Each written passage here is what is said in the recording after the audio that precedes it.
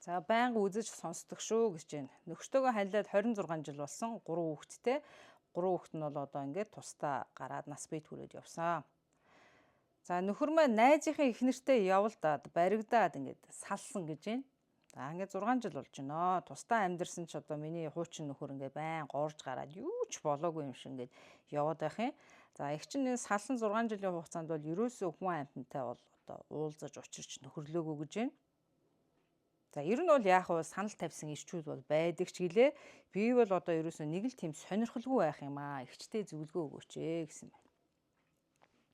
Байж болно шүү дээ. Хүн ер нь заавал нэг эрэгтэй хүнтэй хань ижилтэй байх ерөөсөө албагүй.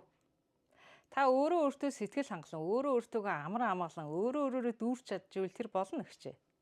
Заавал одоо юу гэдэг эмэгтэй хүн лгээр нэг хань ижилгээл хажууд нэг эрэгтэй хүн байх хэвээр. Нэг эрэгтэй хүн лгээр хань ижилгээл эмэгтэй хүн байх хэвээр гэсэн үг шүү дээ, тий. Та өөрөө хүсэхгүй байгаа л өөр ирчүүдтэй холбоонд орж тэдэнтэй уулзаж уучраж харилцаанд орохыг хүсэхгүй байвал болно шүү дээ. Заавал ерөөсөө тэр тийм байх ёстой гэсэн үг зүйл ерөөсөө биш шүү. Тэгээ яг юу гэдэм бэ, нэг аяндаа л нэг уран дулаан цаг ирээл хавар болоод байгаль дэлхийн амьлал бүх зүйл ногоорол ирдэг шиг хайр гэдэг зүйл одоо биднийг одоо нэг санаачгүй байхад нэг санаандгүй гинт ингээд нэг бидний амьдралд орж ирдэг үе байдаг.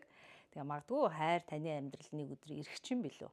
За хэрвээ та одоо өөр эсрэг хүснийхэн хүнтэй харилцаанд орох, амьдрахыг хүсэхгүй байгавал тэрийг битгий хүчил. Тэгээл сайхан ганцаараа аз жаргалтай байгавал ганцаараа л тэгээ сайхан явна шүү дээ. Тэрэн шиг сайхан юм хаана вэ? Тийм ээ.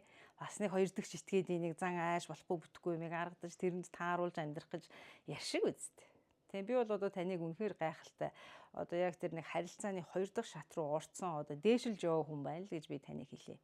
За тэр яах гээд байгаа нь мэдэхгүй нэг мэдэн буйлаад орж гараад байгаа тэр X одоо яах гээд байгаа юм бол одоо өөр хүүхдүүдтэй л одоо тийм ээ эцэг хүнтэйгээ ач зээтэйгээ л уулзаад явж ивэл одоо болмоор юм. Хэрвээ та дургу байгаа бол одоо тэр X нөхөртөө хэл. Одоо битгий манад иржээ, би чамайг хармааргүй байна. Тэгээ одоо тэр эмэгтэйтэйгээ тэгээ найзынхаа их нэртэй гэсэн баха тий. Явсан бол одоо тэрнтэйгээ амьдргээл та шударгаал хэлчих. Битгий манад ирээ. Би чамайг хармааргүй байна. Тийм ээ.